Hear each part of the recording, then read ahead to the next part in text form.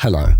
In this video, I'm going to explain how to design a Eurorack modular performance system and how to play it. Literally, how to do smooth transitions, how to learn to play your system and test it properly. And I will also show you how this particular system is currently working. This video is going to contain a great deal of thoughts, a lot of reactions and general sort of, theories and references to other videos which I will link in the description. It's going to be peppered with lots of questions as well from viewers, and I hope within it that you can find a great deal of ideas that you can apply to your own systems no matter what the style you create is. This stuff should be universal. This is a big video, but note that down the bottom are scrubbable chapter markers so that you can just look up what interests you, go and check that out, or just watch the whole thing. Go with what intrigues you, traveller. And thanks for coming to my TED Talk. Let us begin. Chapter 1. Thoughts on designing live modular systems. P.S. Are all the modules you took out bad? In the spirit of constant improvement, the management reserves the right to change the product without prior notice.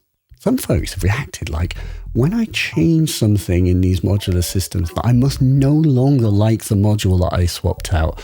And because I've changed some things in this, I just want to say that right up front, it's not the case. Just because I've swapped something out does not make the thing that I removed bad, or that I won't eventually just put it back or use it in a different system. Putting together a modular is like cooking.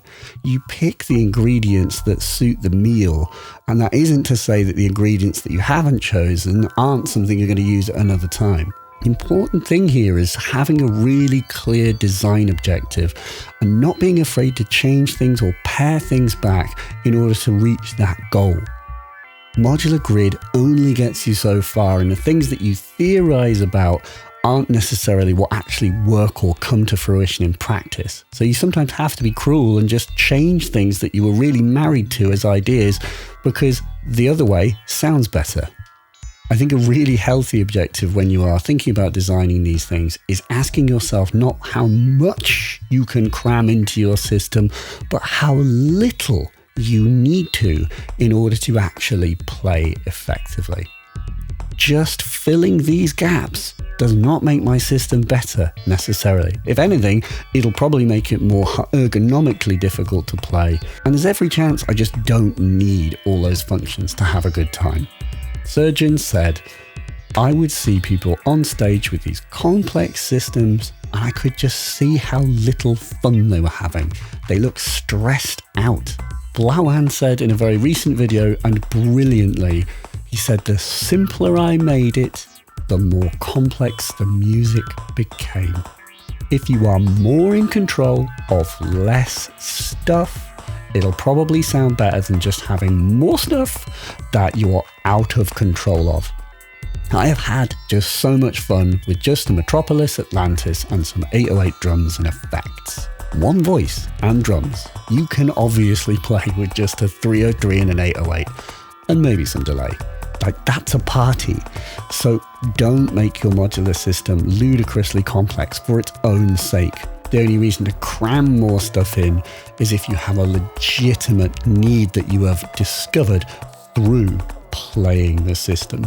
So simplicity is important. So while this may not look very simple, I will explain the patch later. I would like you to believe me that it really is quite simple. I've tried to make things more simple to have a better time. Patron Mark Lacey asks, what's your advice for people getting into modular? I think, like Surgeon and 𝐏𝐸𝐴𝐻 do, and as I am not doing here, I seriously think you should consider starting out with a looping pedal of some kind. I'm starting to think that loopers are the secretly grown-up way of dipping into modular in a really minimal, grown-up fashion and get way more out of it. Because with a looper, you don't need to have 5 concurrent voices to have 5 sounds happening at once. You just need one voice and you can layer it 5 times. You can return to older motifs later in a set potentially if you've got the ability to store loops. And you may already have enough modules and a looper that's hidden in your phone or your computer that you could use to try this out. A modular could be as simple as a sequencer, one flexible voice, and the looper itself. I also think that there's a whole modular approach that I've not seen anyone do, and I'll give you the idea for free, which is make an all sequencing, no voice modular rig that you use to sequence your tabletops of existing CV, gate, and MIDI gear that you already have. There are amazing devices that can convert gates into MIDI and are super affordable. And if you bear with me, I do plan to explore this in a future video. I think no matter what sort of music you intend to make, the main thing is just having a really clear musical results objective. What is the music that is supposed to come out of this thing supposed to sound like? Is it a machine for dance music? And if so, what is the style? How many voices will you need to hear at once to achieve that style? What range of tones should it be capable of? All these things sound really dead obvious, but if you do take the trouble to write them down, I think that you will find it amazingly helpful for focusing in on what you really need. I also think that if you then go on a forum and post that design goal based around a musical objective, then you will probably get some really focused answers. And if you're not even sure what type of music or how to arrive at that kind of brief, is just listen for some music that you like. What music do you like? And you can post on a forum and say, hey, what modular would I need to create that? This is an improvisatory system, so it can't store any sequences beyond what are in these grids, drum sequences. Its latent configuration is therefore really important, by which I mean like the patch it's set up to be, because that kind of determines what sort of sounds it's good at making.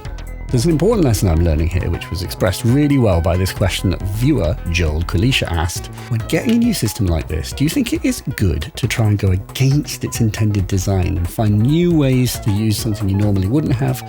Or do you like diving into what you know you want out of it and try to find the best way of doing that? Well, the lesson I'm learning to sort of internalize is this.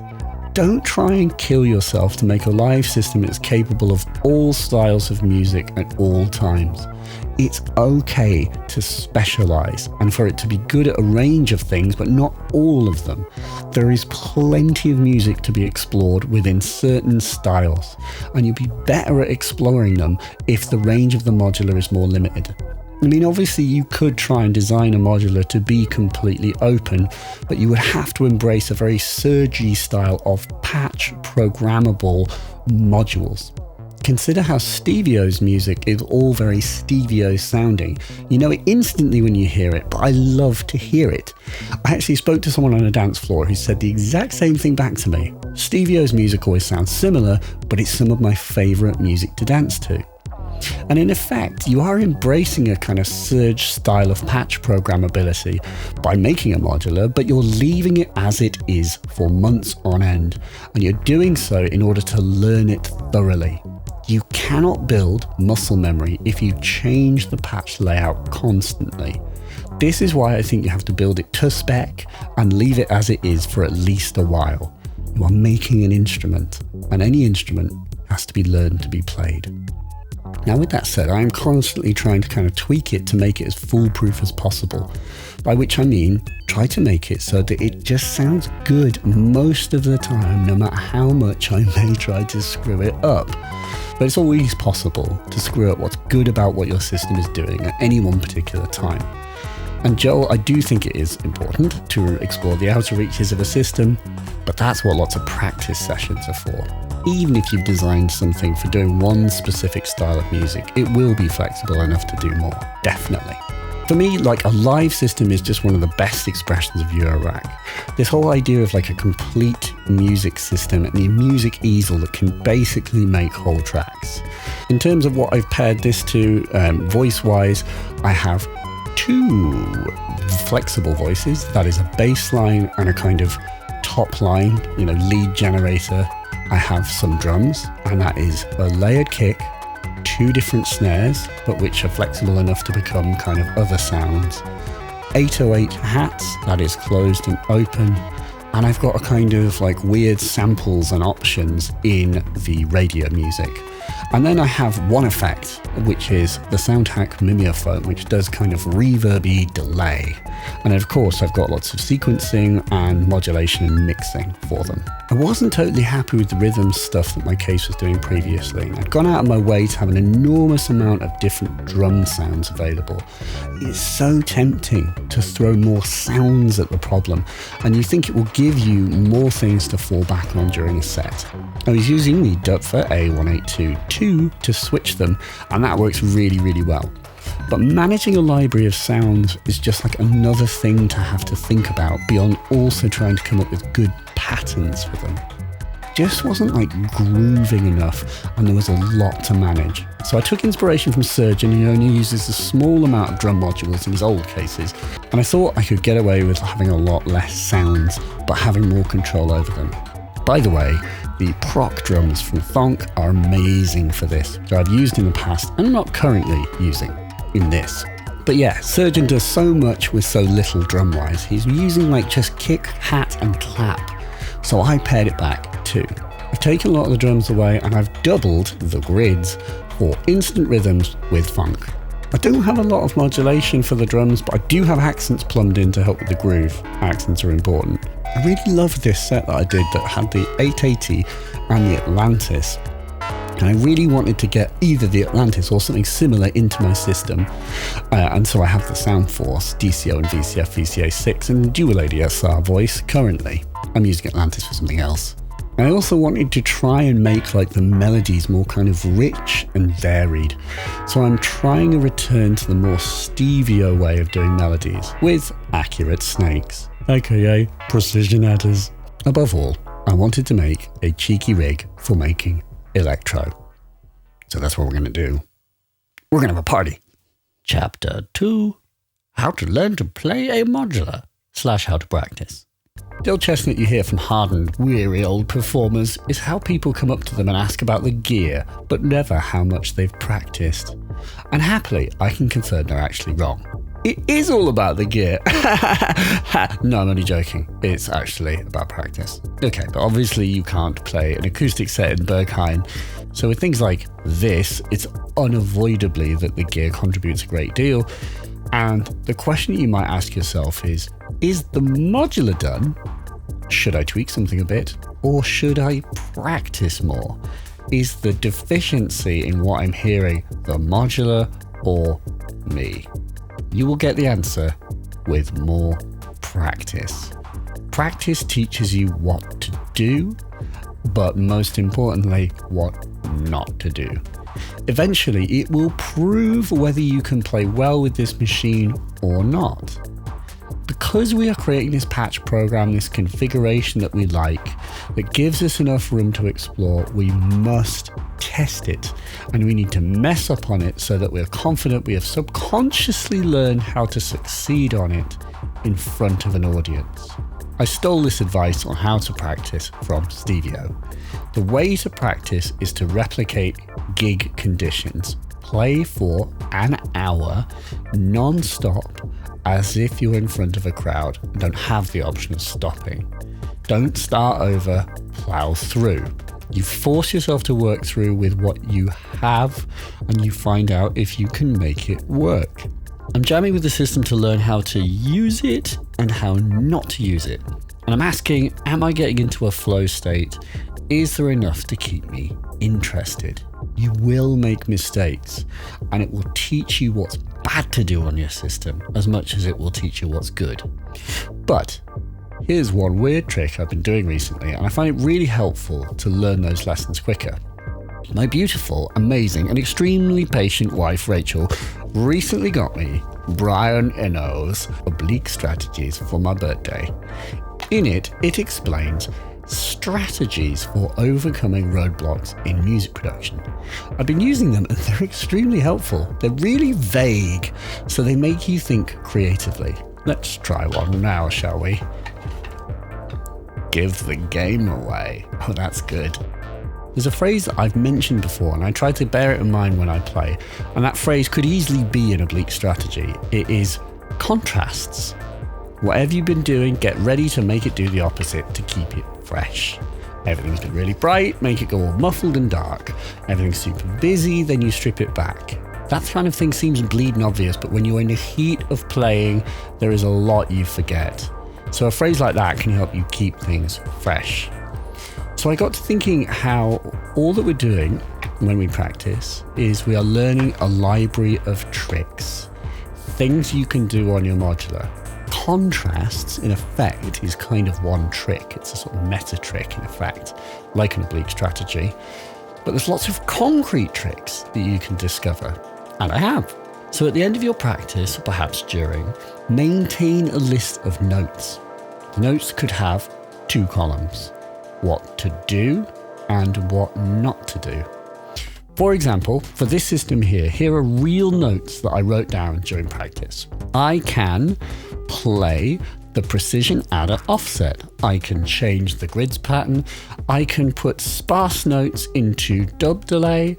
I could make a 𝐏𝐚𝐭𝐫𝐞 and the 𝐵𝐶 alter-play tune complementary notes, add PWM, change the Platts mode, skew the Mimeophon, squidge the bass, adjust the QCD. Each one of these is something that I can try to mix up and refresh what's currently playing.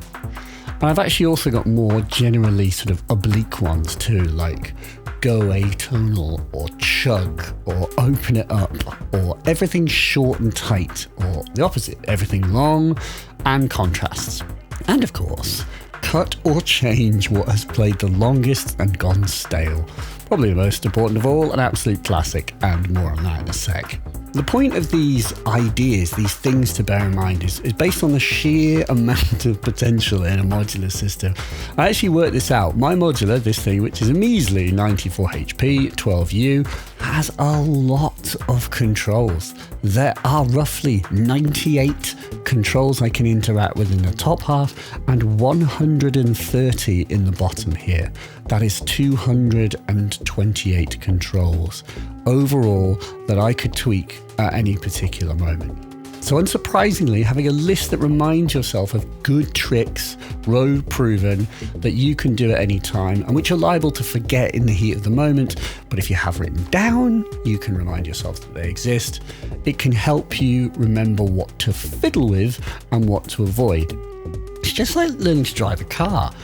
At first you have to learn the theory, you take a test, and as you learn to drive, you're doing everything consciously. You're literally saying to yourself out loud in your head what to do. And so what happens eventually is you become what is known as the conscious competent, where you're able to drive a car by thinking consciously about each step.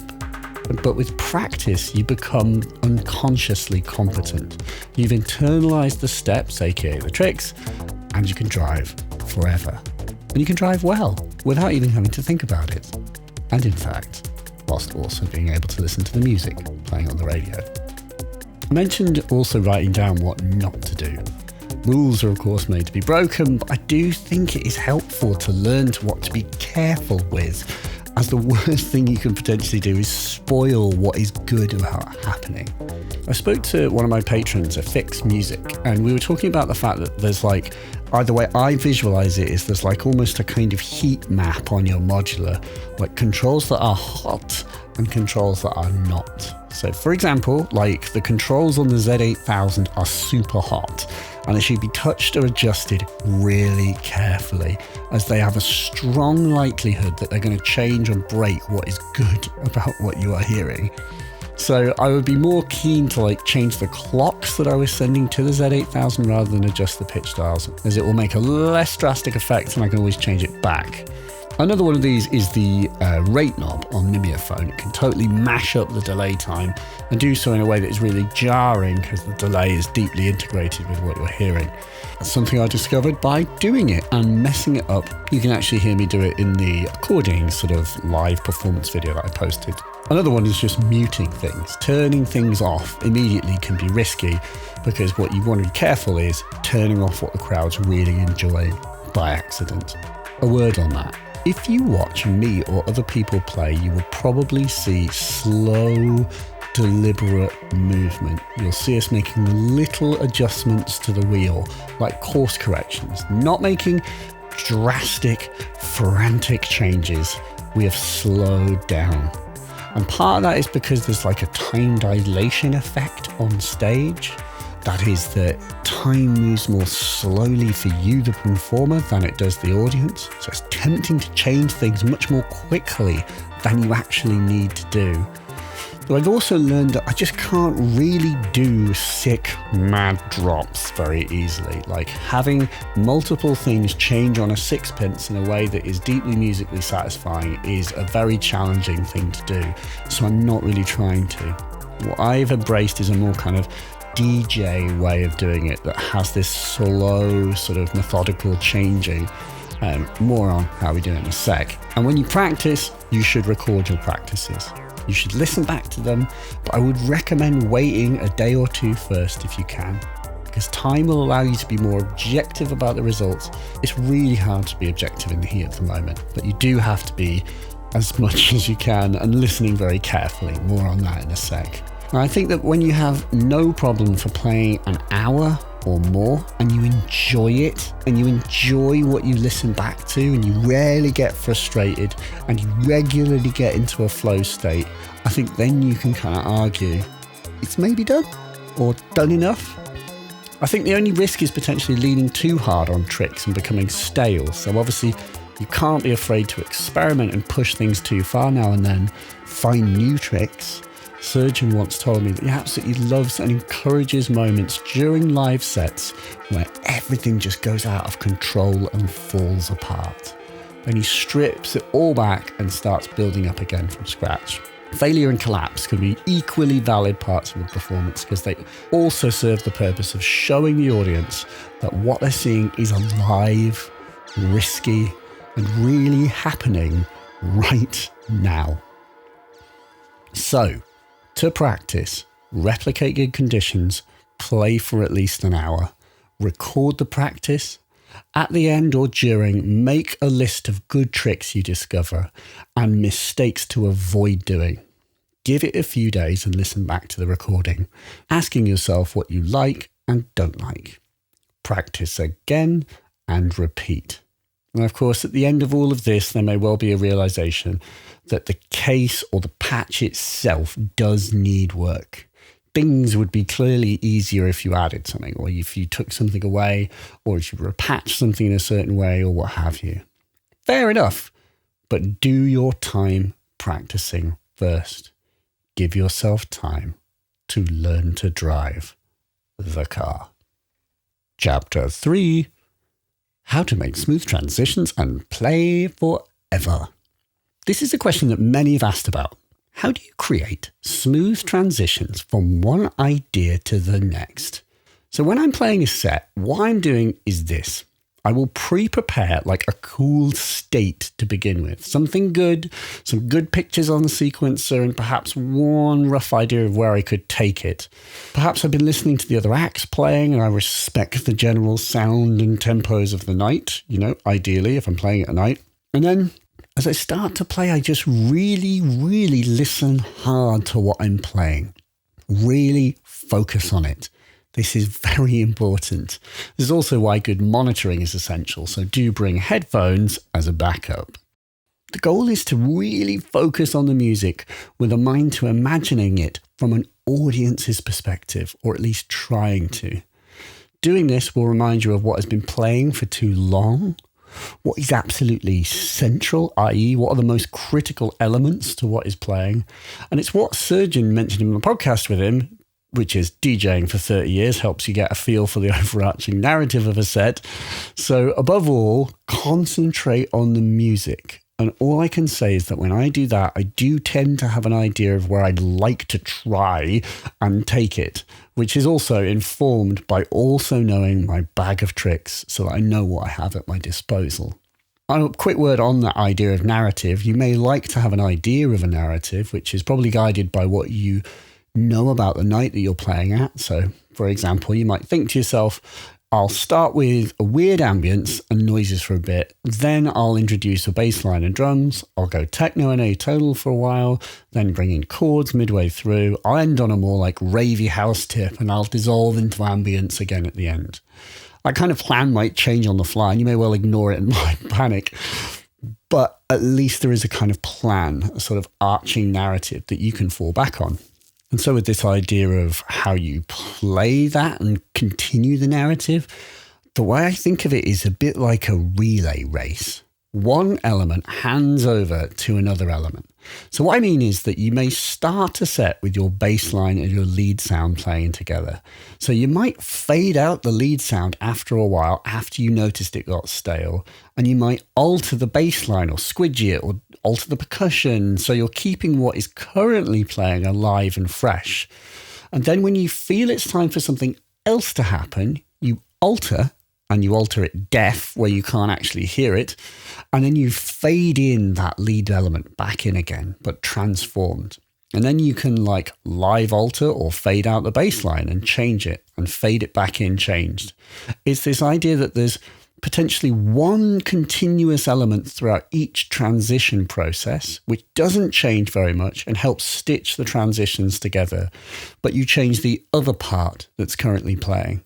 And then you change the first part that you didn't change initially, and so on and so on. So you're changing this kind of like relay. It literally is one part changes, the other one stays the same. Then that part changes, then the other one changes. And so by this way, you are constantly evolving what is happening whilst you are also doing little tricks to just generally keep things alive and moving throughout. And ideally, if you're relaxed, then you're better able to kind of be calm and groovy and actually anticipate when it's time to change things so that you're preempting it as well. Having a think ahead about, oh, I feel that we're going to come up to a 4 or an 8 bar end and there's going to be something I want to do, I'll think about what that is beforehand so that I've got my hand on the correct dial to add loads of hats or whatever it may be. Since I don't have a looper, I've found it really helpful to have like 3 voices to give me like even more elements to like bounce between, where you kind of always have a third in reserve. But in this system, I don't have that. I've only got 2. So you can obviously see why a looper is like a powerful tool.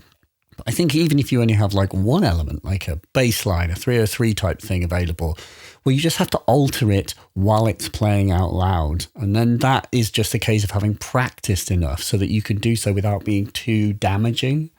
You'll still fluff things up, but never a more applicable quote is, once is a mistake, twice is jazz. Twice is also techno. So if you make a mistake, just go with it. You can shape it further. You could just do it again. And so, yeah, I try to make small incremental changes bit by bit, embracing this DJ smooth way of playing and using that kind of idea of like the batons, the relay race of one part changing while the other ones in the background continue so that there's a part that is carrying on in the background that masks the change. And this way I can slowly evolve what's happening. And then so it's like zooming back out. You then think about structure. And so structurally overall, I'm just basically thinking of like build-ups and breakdowns, aka contrasts. So zoomed way out, you might imagine a set could look like a series of sine waves, or saw waves perhaps, like building up from simple beginnings, building, getting fuller and bigger, and then breaking down. And building once back up and then build up that new idea and then break it down. So with this like crescendo structure, you can just keep building up and breaking down for as long as you can concentrate. And then really in the shorter term, all dance music structure is just things coming in and out over and over again, like hats in, hats out, snares in, snares out, doing little like nudges and tweaks to sort of invigorate elements as they play. You're letting things groove. You're going to your bag of tricks to change something every 4 bars or 8 bars or so forth. And you're really listening hard for what has been going on too long. Change one element, then change the next one, rinse and repeat. Now, obviously, to like do this kind of, on the fly melody making, you do need things like pitch quantizers. I think they are essential because it's still really hard to change melodies on the fly. Good riffs have to be discovered by trial and error, and it's something that's really hard to do when you're naked in front of an audience. There's a weird period where if you've changed a melody, it will take a while for you to get your head around whether it's good or not. And I think it's helpful to be subtle if you are changing pitches. Perhaps change only one dial of a sequencer module, or perhaps don't change the pitches at all, but change the patterns that gate them, or the forward and back nature of the sequencer if you have that.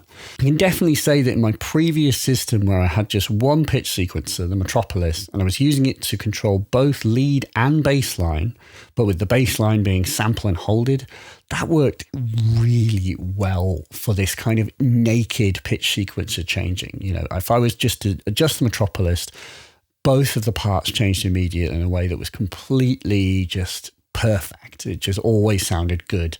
And this is a lot harder when I have it, which I'll explain in a sec.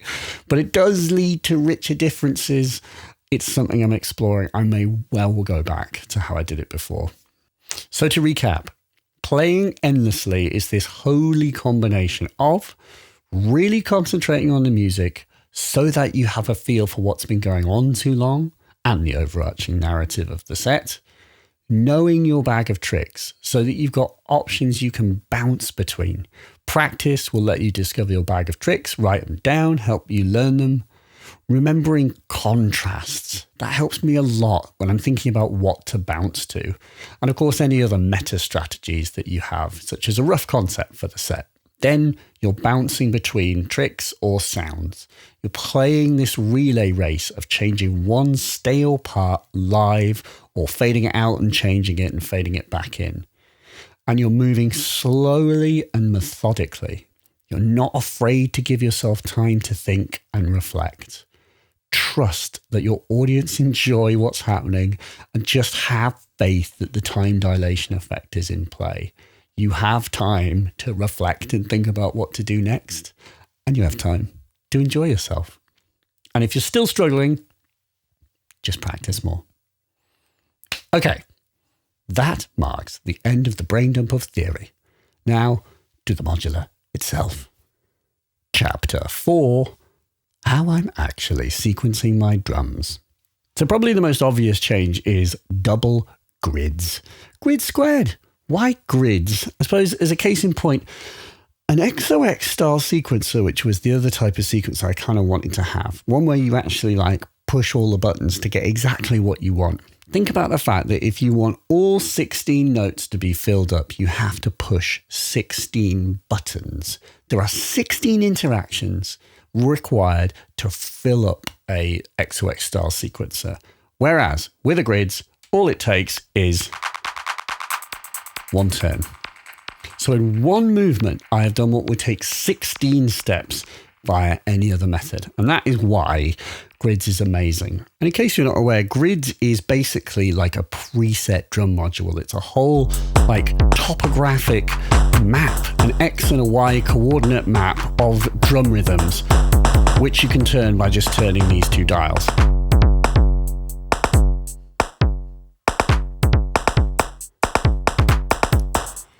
And it's just like a tap. You turn the tap, you get more.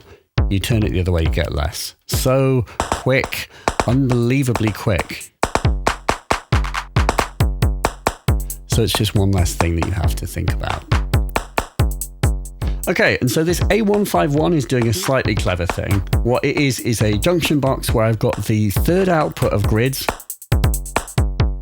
going into it, and then the four outputs go to the closed hat, the open hat, and then separately after a gap to the hand clap in the Soundforce samples. So you get this nice occasional thing with claps at the end.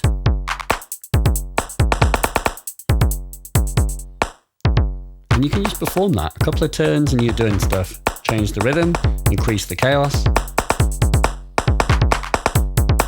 And if I pull out this trig, I can return this back to just open hats. Notice that I have accents plumbed in to the module here because there is an accent out. Accents are really important. If you have accents on your drum modules, you should be using them. because that's it with accents. Let me just pull accent. That's without accents. Listen to how static that is. And that's with accents. Totally and utterly different. So accents are just amazing. The more expression that you can bake in with either swing or with volume variations to your system, the better. That is how you make your system funkier and able to play for longer. You can have the same pattern playing for longer and have it not be stale. Another idea, and something that I've not got currently, but there is a clever little trick in here, is the idea of like fixed patterns coming out of Pamela's workout. For example, if you just wanted like 16th shaker sounds, you know, as in you would just have your shaker constantly doing that. Well, you can either use a grid or you can just have like 16ths come out of Pamela's workout and put a mute in the path so that you can just turn it on or off. You could make an honest and frank judgment that you don't really need to adjust that pattern, and actually just having 16ths with some baked in like velocity changes would be totally fine to have in reserve if you've got other sounds. So I've got the maracas in the samples here. Actually, it is the second grids channel which controls that, but I possibly might change it back because often I won't use a partial amount of gridsiness. I will just have it doing that.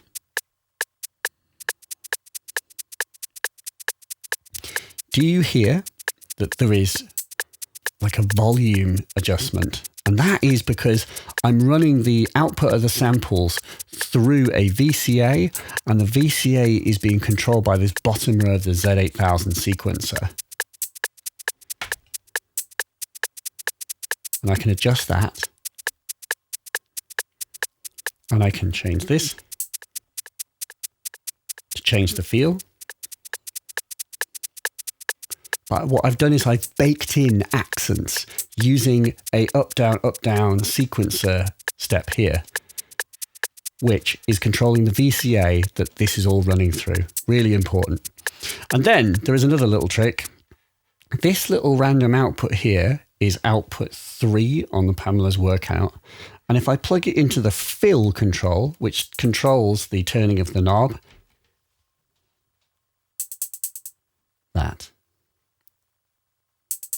Do you see it fills every now and again on? And that's so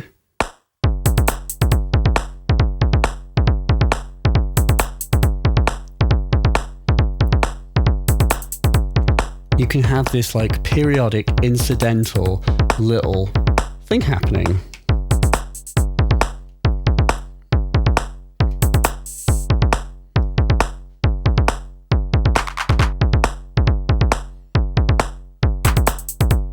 So it happens at the end of every bar. I used offsets on Pamela's workout to shift that right to the end of the like 8-bar period. So at the end of an 8-bar period, it will always have a little fill here if I have this cable plugged in. I'm really interested in that idea of having like little incidental things that happen in order to create the illusion of longer loops that sound less stale.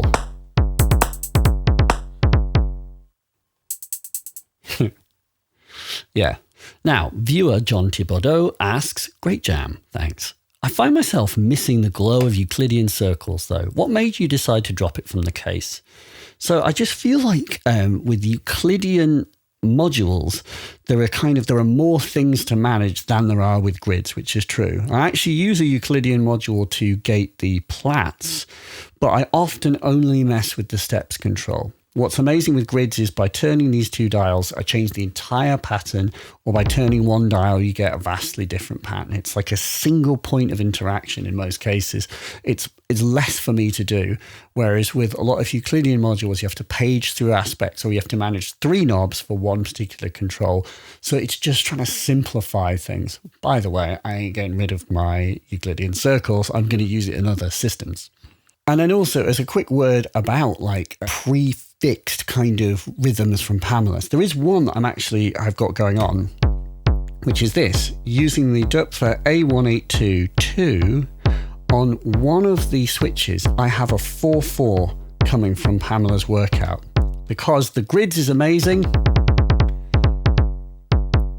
but often it's quite hard to make it do with just a straight 4/4 because it's about like breaky other stuff. Oh, almost had one. So if I use this switch, what I can do is in the middle I've got a mute, and if I just pull it to the bottom, I've got a nice steady 4/4. So now this is not controlling my kick, but it just gives me a reliable 4/4 kick that I can move to. And obviously, which is all synchronized with the grids. Using Pamela, by the way, which is the master clock. So I don't think there's a huge amount else to say.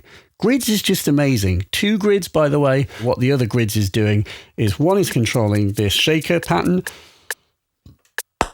This one on the right is doing bissimilus. The one on the left is doing a 𝐏𝐚𝐭𝐫𝐞, and this one here is doing the bass line.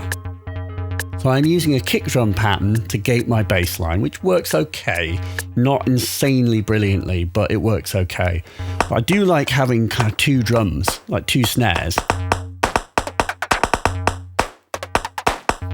You get this lovely kind of interplay with them doing different things to each other.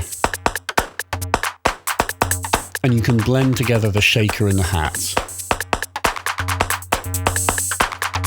It's just so funky and complex instantly.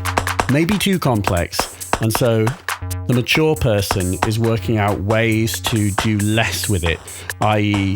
have more kind of sparse sort of patterns and so on and so forth. And by the way, I am using marbles to control the fill of the bass line. Sometimes I'll pull that out. Chapter 5, how I'm actually sequencing pitches. So to do the pitch style stuff now, I've returned to this kind of steevio-style concept, which uses multiple sequences and multiple precision adders.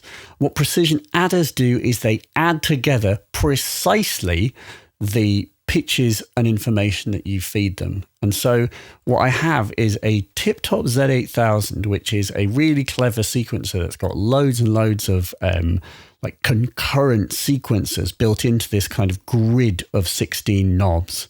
And you feed it clocks, you've got directions and resets for it as well. So you can make the sequences move around in a variety of different ways. And then I'm feeding the outputs of these sequences equally into the precision adders. So both precision adders get the same sequences at the same locations on the precision adder. And so the way that this works, for example, is if I was to bring up the bass line. So that's it. All these switches are in the center, so there is no information going to the bass line. But if I flick the switch to the right, it is now getting this top row sequence.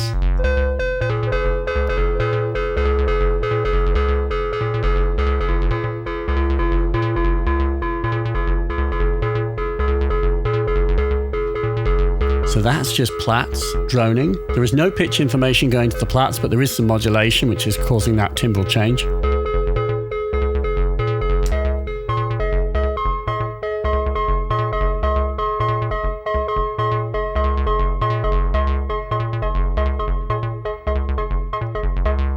So now they're both getting the same information, but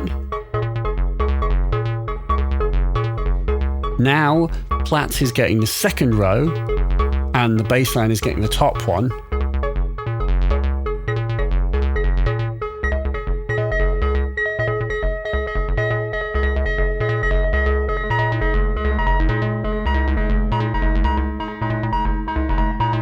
That was shifting the octave of plats down.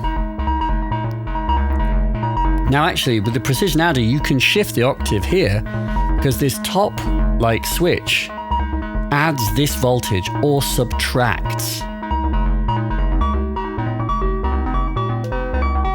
So I can go up an octave or down an octave.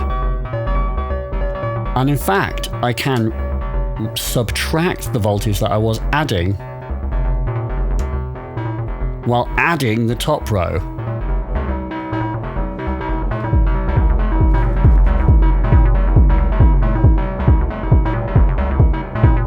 So you have this quite like complex interplay where these sequences are like interacting with each other. And I can adjust the QCD, which is a sort of clock module with 4 clocks, to shift these sequences around, change their direction, the resets that are acting on them, and then add rhythm. And you start to get the idea that you're building up tracks. Now, I didn't mention that the outputs of the precision adders are being quantized before they go to the voice modules, and they are. I'm using this 𝐬𝐮𝐩𝐬𝐳 civilization module, which is kind of hard to see under here, which is an amazing kind of multi-function module, which uses this mad clandestine colored sort of knob configuration in order to set things up. And so I'm quantizing the outputs to a common musical scale so that there will always be, hopefully, in tune. You still have to tune the oscillators together to make them harmonious. I've had to just adjust this because I think I've got it off slightly. And so Patreon MS Patterson asked this important question. It seems like this mode of melody construction can pose distinct challenges. There's an extra step of remove from intention, as well as having to rely entirely on your ears for feedback. You can't sort of see the patterns very easily with all of this as they happen. Getting comfortable with this double stack of unpredictability and instability seems like it would take a fair bit of time. You are right, my friend. It is. It's way more complex. Changing these things on the fly is much more fraught than just using one sequencer and multing it to 2 destinations. So I'm experimenting with different ways to clock the Z8000 to make it more reliable and kind of make it more satisfying. One of the things that I've done is, remember, I'm using channel 1 on grids to gate the bass, and I'm using a Euclidean module to gate the plats. What I've done is I've multed it so that those signals advance the top 2 sequences respectively. So if I was to just make this top row control plats only, and this one row down control the bass line only, then whenever these sequences advance, they advance the Z8000, and it lends some more coherence to what is happening, but it isn't perfect. Something that I'm interested in is that whole thing that Metropolis does, where because of the way that I'm doing this, every time it releases a gate, it moves the sequencer pitch. So you don't have the Metropolis thing of having like repeats of notes as well, which is a really lovely thing.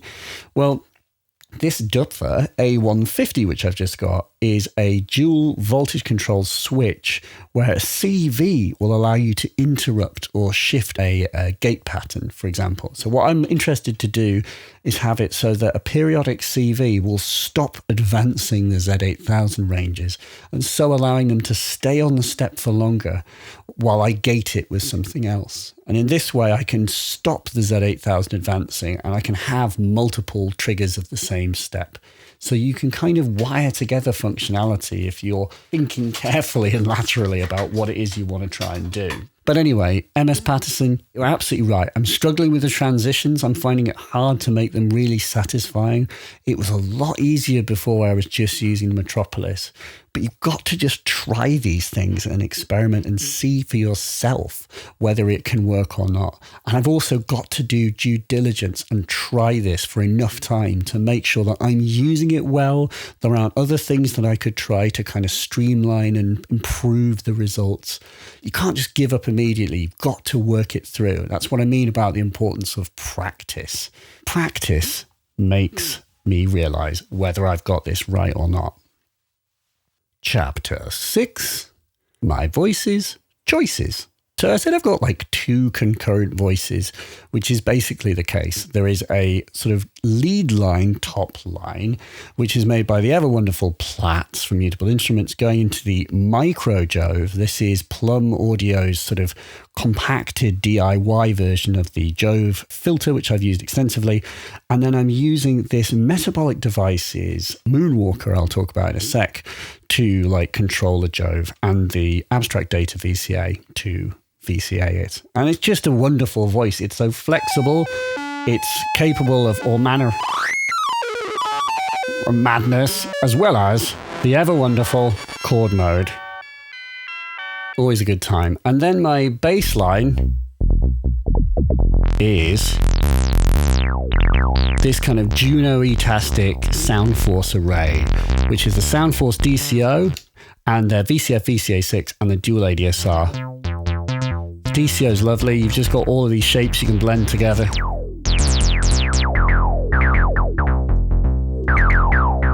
And what's nice is the VCF VCA6 has got a couple of FM inputs. I'm modulating them with different things.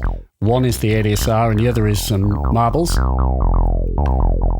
And you can drive it.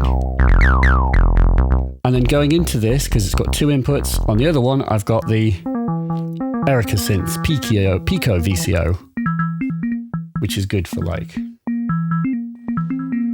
other stuff. So you can get kind of different, like a bit more of a, digital aspect into this. Really nice. And people have asked, like, why not Atlantis? Well, I'm using Atlantis for another system at the moment. And also, what I like about this, like, Soundforce array is it's quite sort of soft. It's a bit less kind of acid and cutting, and it really suits, like, the softer use, for this really lovely, low, subby sort of vibe, which just sits really well beneath Platts doing kind of everything else. Yeah, happy days. The 2 voices just work really well together. But yeah, Jared Preston, viewer, asks, I can't get my head around patching a melodic high part that's morphable to enough different sounds for longer performances. Bass and drum changes I can figure out. How do you approach it? Well, I use Platts. Like Platts, there's no other module I can think of that does as many things as this thing does, that gives you in as many different places you can go.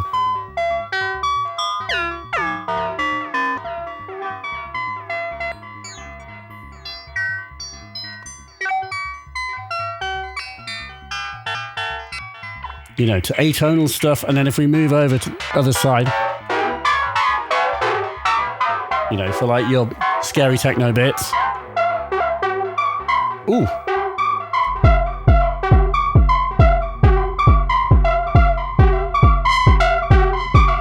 Just wicked.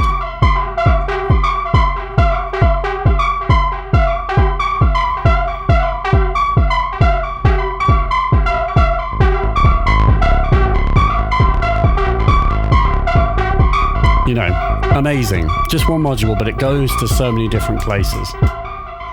Only Platts does this. Viewer Boba Fett, by the way, love your work in Star Wars, asks, is there a reason that you don't use smaller DIY versions of modules to save space? Well, I do. I've got the Microjove here, but maybe you're referring to like sort of micro mutable instruments versions and things like that. And the answer is I don't really own any other than I've got like one of the 1U Peaks.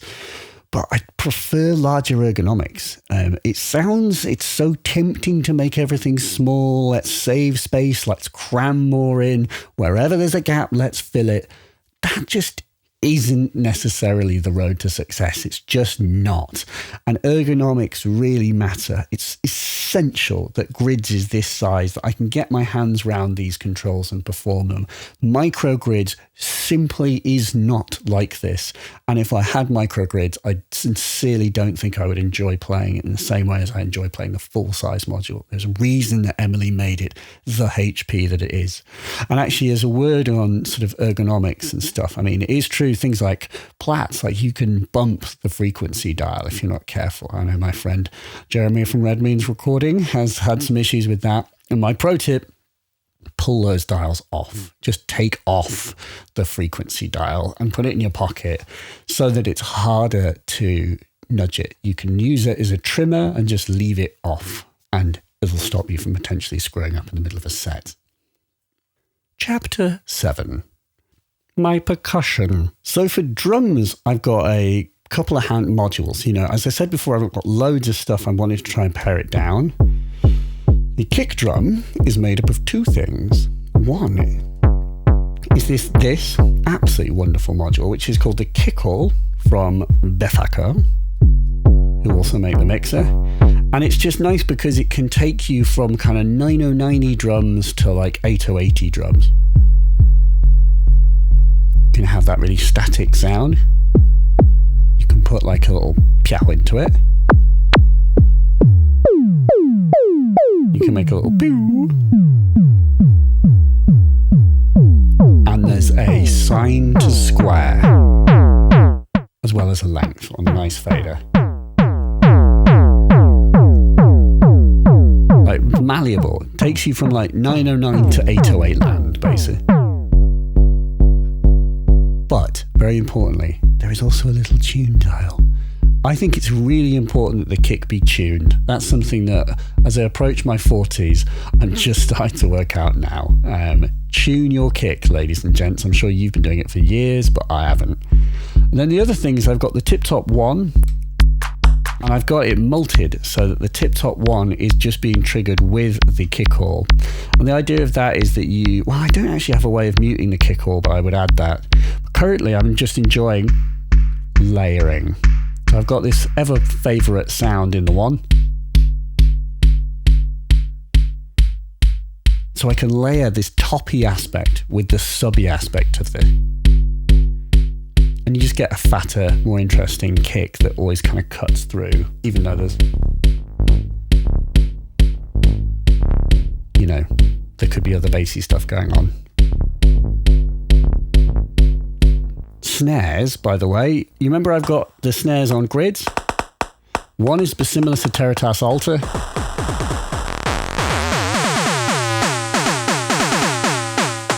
Which is everyone's favourite nutty module. Capable of doing lots of stuff, but also it's just good to have as just like a reliable way of getting like a more snarey sound going on.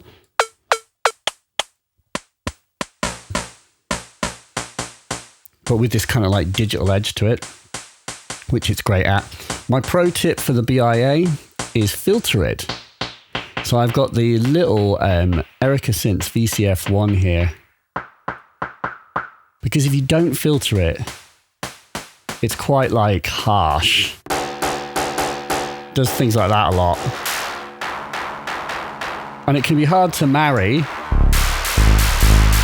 with like warm, subby, soft, like analog bits. But if you filter it, I mean, this isn't a great example, but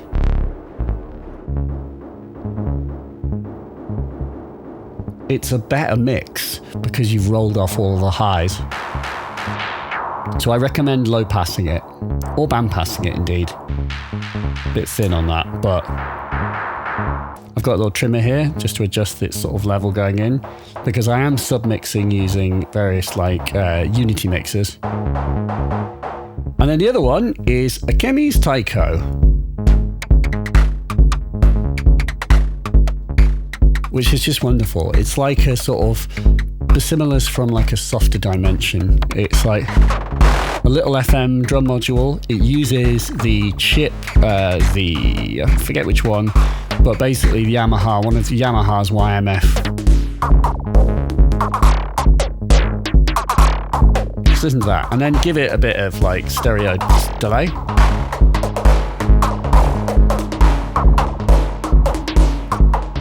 Just great. I am feeding it some pitch information from some of the sequences, I forget which ones. But yeah, what's great about the 𝐏𝐚𝐭𝐫𝐿 is it's giving you like freaky noises, all these weird like squonky noises, which I am modulating.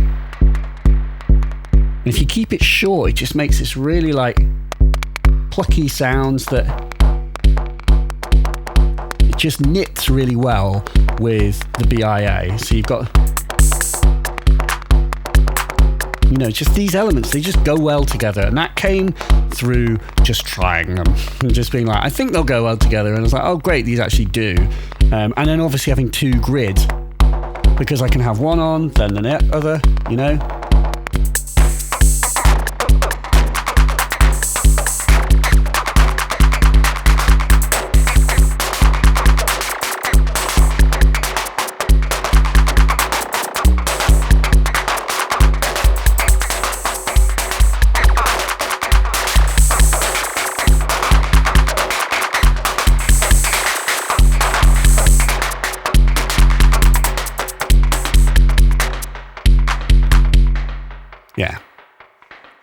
By the way, there is also the Soundforce samples, which I mentioned earlier, which currently I've got doing the maracas, and I've got the rim shot hooked up to the accent, I'm pretty sure.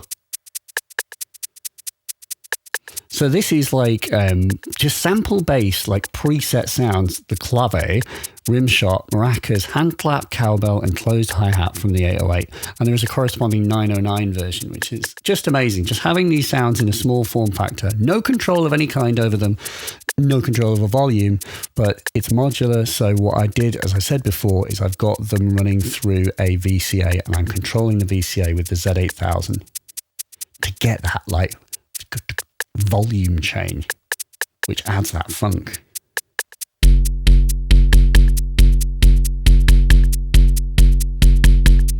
You know, perfect.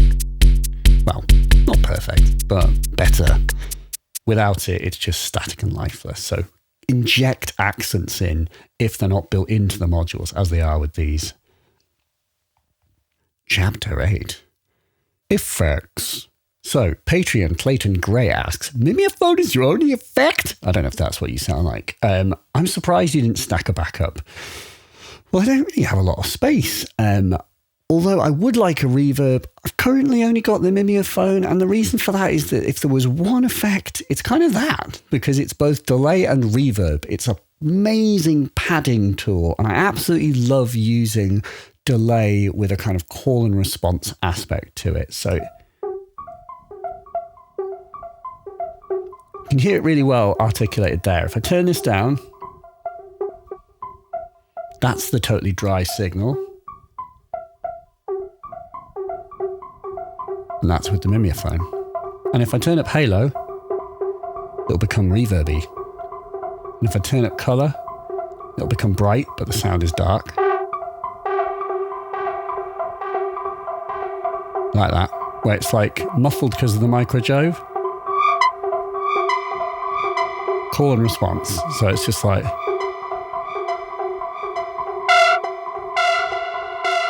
that's a trick. That's like, I've written that down. Like, do call and response, like little squidges on the micro-jove that play into the long rate time that you have on the Mimeophon. And so that's what I mean about building a trick library. And it's such a great trick, but you screw it up. Yeah, that's all right. It can be difficult to like get the rate back in the pocket. And that's quite good. I've done a whole video on the Mimeophon if you're interested in more. And I've done jams where the Mimeophon was the only effect. And that's also because of those jams. That's why I was confident I could put this in. Because I've tried it, you know? And that's how to do it, is you've got to just try it. But it's really good as this padder. So you can kind of just have loads of color down, halo up. So there's just this one sound, and I've kind of got like what almost, it's not a track, but that's enough to be grooving with, and that's literally just a kick, Mimeophon, and the Platt's voice. And so while that's happening, I'm like, right, well, I've got to set the bass up to do something, get it nice and low and subby, and then, you know, infrequent amounts of gating. I'm looking at the grids, and I can see what's da-da, da-da, da-da.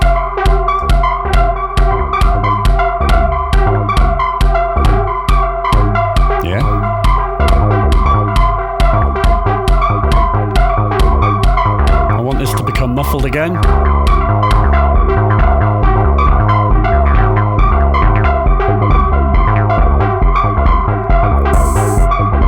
A little incidental thing. Off.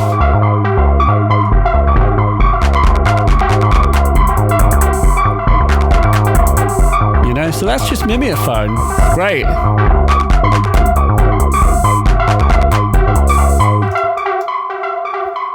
You're only going to have one effect, probably that one. But I would like some reverb. I would also like some modulation, like, I mean, chorusing and stuff, you know, like stuff on the hats. It's lovely to have.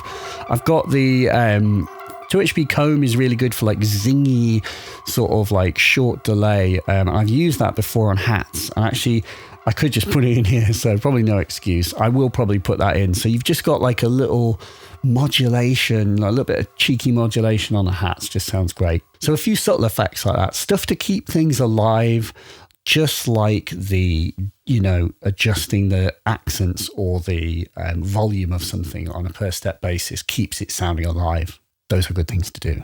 And by the way, I didn't mention the radio music, which is just an old stalwart favourite, which I've got going through the Mannequin's Three Sisters, a filter that I really, truly don't understand. But taking a cue from Mr. Surgeon, as ever, he's just like, it just sounds nice.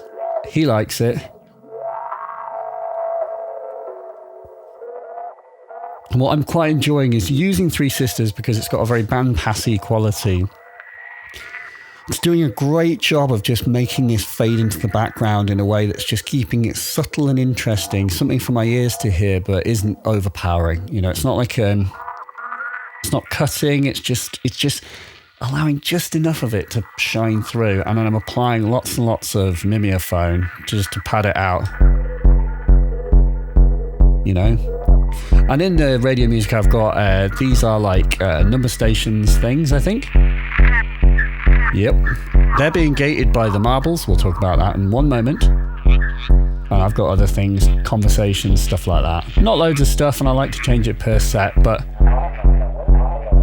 regular repeats, just textural information is in the radio music. So I've got kind of textures and just almost unidentifiable things that can just percolate in the background and be bandpassed so that they don't interfere too much with the mix. And you actually, in most respects, hardly even notice they're there.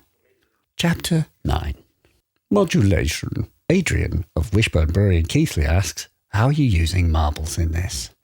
So I'm using marbles kind of in place of like the Turing machine because it's kind of a super Turing machine, and I'm using it to just try and move controls around a little bit in a way that is musically satisfying. Blawan and Surgeon are big proponents of manually adjusting stuff yourself rather than presetting loads of modulation up. And I think that they're really onto something. I agree from personal experience. If you just have random squiggly LFOs modulating everything all the time, it sounds bad. It's not a good kind of modulation. And it's that sort of the periodic modulation of microJove that I was doing is kind of what I mean, where it's, if you can be the LFO, and in an instance of like Blawan and Surgeon, they're using a looper, so they're doing some, modulation themselves, and they're baking that into the loop that they record. But, you can just periodically tweak things to keep things alive, open something up a little bit more and then close it back down again. You can do things like have this periodic control from Pamela's that turns up your grids every now and again. But there's a reason I don't just leave that cable in all the time, because I don't want that to happen all the time. One thing that I've explored is the idea of having modulation that is on switches, basically, so that I can apply the modulation every now and then, and when it's applied, it's on full, and I can turn it off. It's not always on all the time. It's not always on everything. It's some modulation that I have carefully selected that I periodically apply. That, I think, is the most healthy way of doing things. And Marbles is amazing because it's both a set of gates, like 3 gate outputs, and it's 4 CV outputs. And there's a kind of like rhythmic cadence to those CV outputs. They've got a kind of like id because they are repeating. I'm like way out of practice with marbles, so I can't really actually remember all of the details, and I will remind myself. But even just in dumb configuration like me, I've got it clocked and I've got some modulation going out to various bits. It's doing some interesting stuff and it's keeping things alive. So, for example, I have got T3 going to grids 1-1, controlling the gates. And there is a bias control so that you can bias it all the way to the left, and it should only periodically trigger there. But if I turn it to the right, it should trigger it more. It does. But just to be clear, it's not actually triggering the voice directly. It's turning up the grid style for me with a gate. And then the other outputs, Y and X1 go to a 𝐏𝐚𝐭𝐫𝐞, which is probably one of the most interesting things it's doing. So if you hear like a 𝐏𝐚𝐭𝐫𝐞𝨨𝐬 doing, we'll need to turn this up. So these controls the release and the waves. Here it went long, then it went short. Is it going to go long again?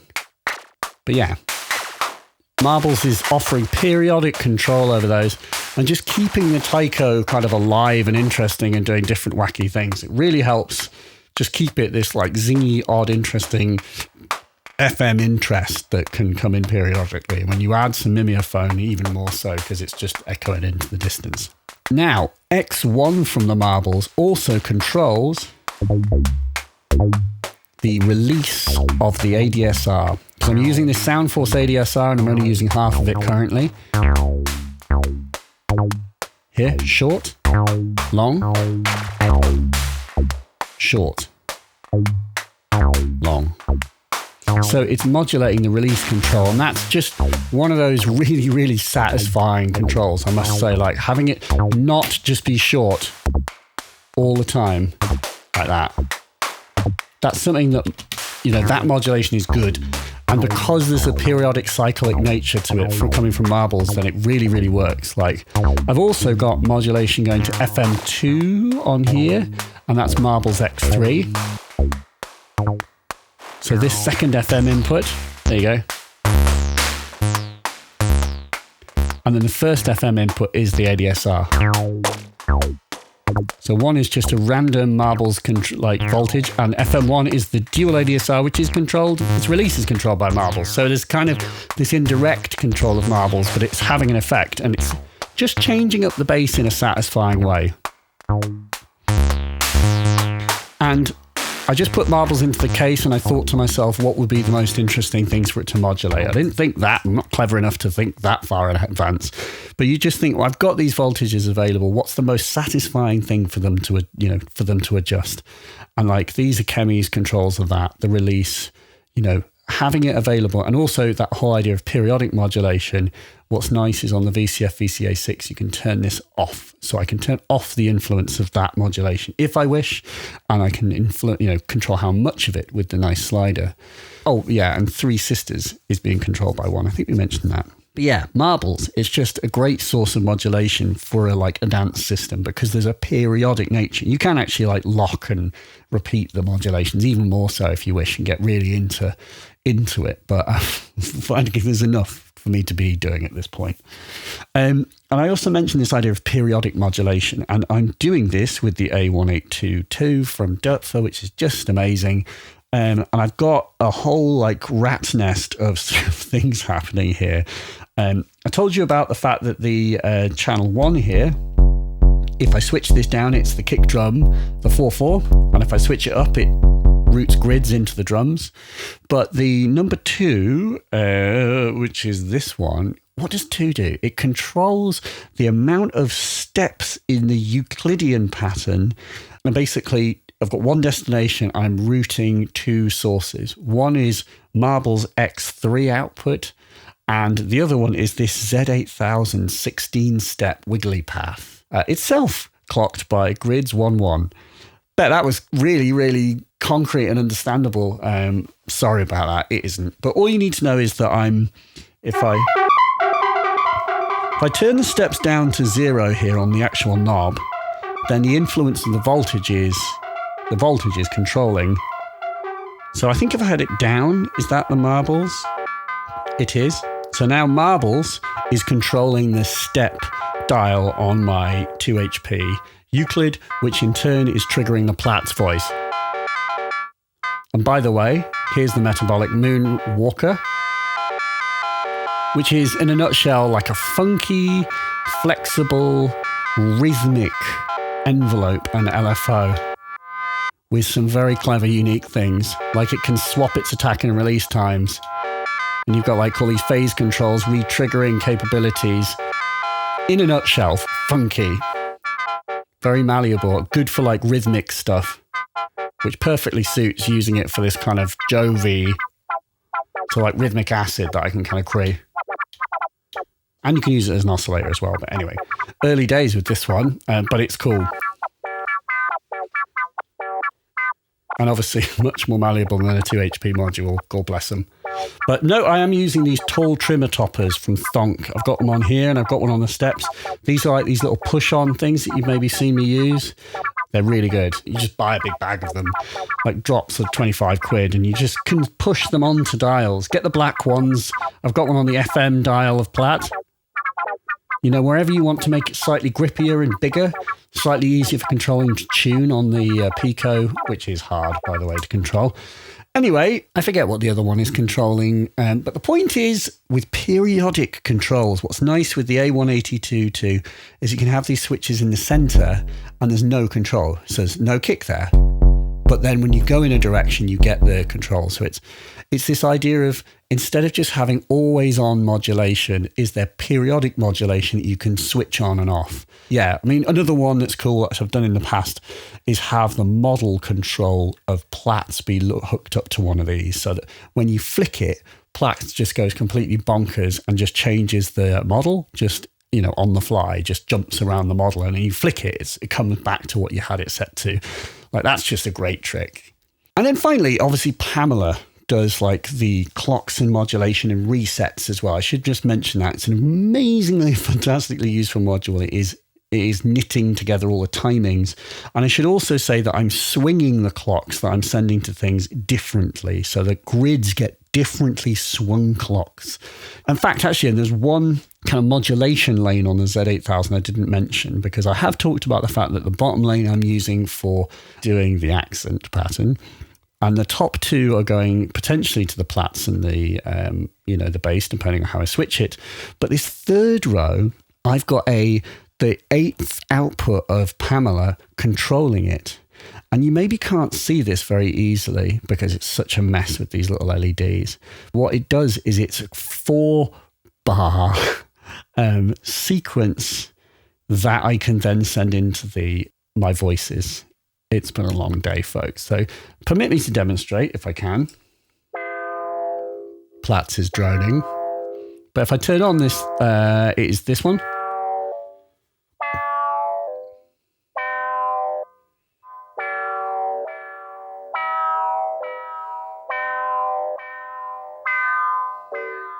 You hear what's happening? It's like a 4-bar progression, because I'm just sending, every bar, it's just sending a single trigger into this row.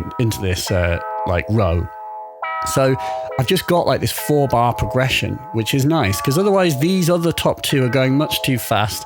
You're creating really squiggly rhythms, and you just want that nice, steady, progressive 4-bar thing, which is what I would wire up if I was, That's what I would like write if I was like in Ableton.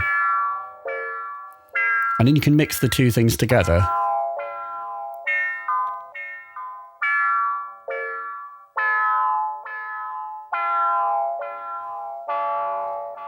Make sense? So it's just nice to have like a 4-bar progression is just that little bit more kind of musical. It's more like a song element. Yeah, I'm not really explaining that very well, but it works brilliantly. And so having it as a way of just creating these lovely, like long 4-bar things versus everything just squiggling along as a big squiggly jazzy blah, blah, blah, blah, kind of thing. That's partly what I'm learning about the triggering of the Z8000 is like trigger it slowly. Don't just go haywire, sending loads of clocks in, because no one likes like riffs that are just all over the shop completely all the time. Chapter 10, Mixing. So a quick word on mixing. Obviously, I'm using the 𝐸𝐴 hex mix, which is just brilliant. It has 3 sends, although I'm only using 1, and it's got EQ, and I am using the EQ. So I will be ruthlessly high passing, taking out all of the low end out of the Platts, for example, just to make room for all the other elements. Because Patreon, Rob Reeves, says, overall mixing and sonics are difficult. I struggle to get a good EQ and balance. How do you manage it? I haven't noticed you doing much. And that's kind of because I've got things in the pocket, and I've thought beforehand, I kind of think about I haven't really consciously done this, but I've assigned sort of frequency zones for certain elements. Like, it's really simple. I've got just 2 elements that make pitch, and one is bass, and I do tend to have it very low and subby, and then Platts, which is somewhere up in the middle, which I have ruthlessly high-passed on the hex mix. It just sits above it neatly, and they don't really interfere with each other terribly. And then I've got a 𝐏𝐚𝐭𝐫𝐞 and the sort of drums, and they sit nicely on top. And I've got a really low subby kick below with the top that the tip top can contribute. And so between them, you've got everything kind of neatly on the spectrum, and you could just lay out your sound, just draw out the frequency spectrum and look at what frequency domains your sounds occupy. It's a classic and important thing in mixing, is just to not have too much interference, too much overlap, because then you get elements fighting each other. That's just true no matter whether you're using a modular or you're using Ableton Live. And one other element of that is tuning the kick. I think the tune kick is really important. I am using the EQ on the hex mix. And as a quick thing about mixing, no, I am using like this Tip Top Mix 7, which is a really good little Unity mixer. And I've got the IntelliGel Unity mixer to submix some stuff together. And I just thought about how best to divide my drums. I've got like kick drum on channel 1. I've got most of the percussive elements on channel 2. Of course, I have the ability to mute them individually by turning them on and off on the grids. And then on this third channel, I've got a 𝐏𝐚𝐭𝐫𝐞 by itself. I maybe could have summed it in, but it's just working really well to have quite a lot of delay on the taiko, which I don't apply to the other percussion. And then I've got bass on one here, I've got the plats, and then I've got radio music. I'm not using the PFL at all on here, and that's just a sort of creative choice and laziness. I just go for it and just blend everything together and make sure it's tuned. There's been bits in this video where it's not been perfectly tuned, and there's more work to be done. Obviously, there's also lots of work to be done with like setting the 𝐧8000 up for success. But all I can say about the mixing is just, remember also that these are synth voices, and so you can shape them hugely. So, filter things out and bandpass, and like I also say with the Basimilus, I'm low pass filtering it, and that is very valuable. I wouldn't want to have to use the hex mix to do that. That needs to be done on that individual element, because it's getting summed together with everything else. So let everything occupy its perfect space, and just be careful, keep things in their position, and try not to have them overlap too much. And just, if you're struggling, perhaps you just got way too many sounds, possibly. By the way, as a very, very final thing on this is, if you're using samples, you can bake in mix to them. So for example, the radio music, when I have gone on YouTube and downloaded interviews to stick in the radio music, what I have also done is I've pre-high-passed them, I've pre-normalized them, I've compressed them to bring them up to a level and get rid of all of those frequencies so that, all the low end is gone. It's just not even there. And so I don't have to high-pass it or anything like that, even though I kind of am a little bit here. In fact, I'm actually cranking these up because the output is a bit low on this. But my point is, if you're using samples, you should just pre-bake in the EQ so they sound good most of the time.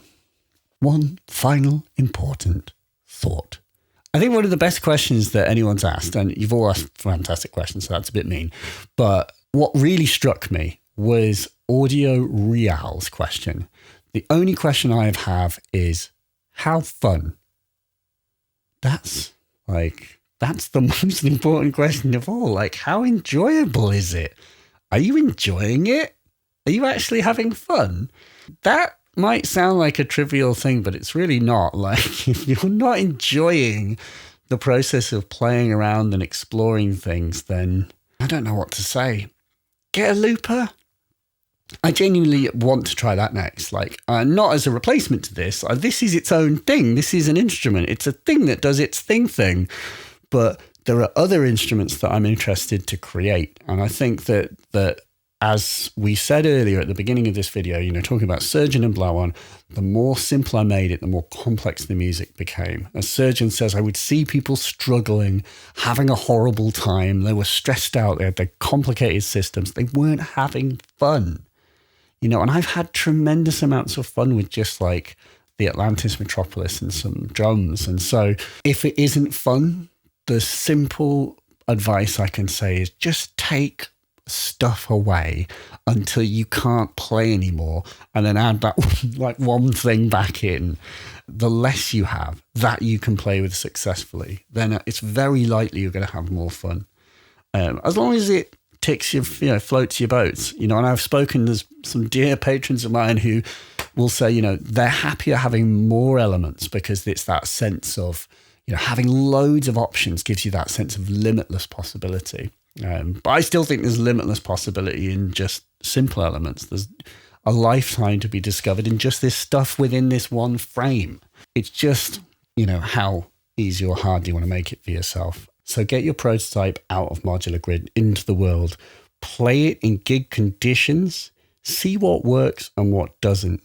Record your jams, making notes of all the tricks you discover, the faults, what to avoid, and of course, what to do. Stick them on a piece of paper beside your modular, and then ask yourself, how can you smooth out that experience?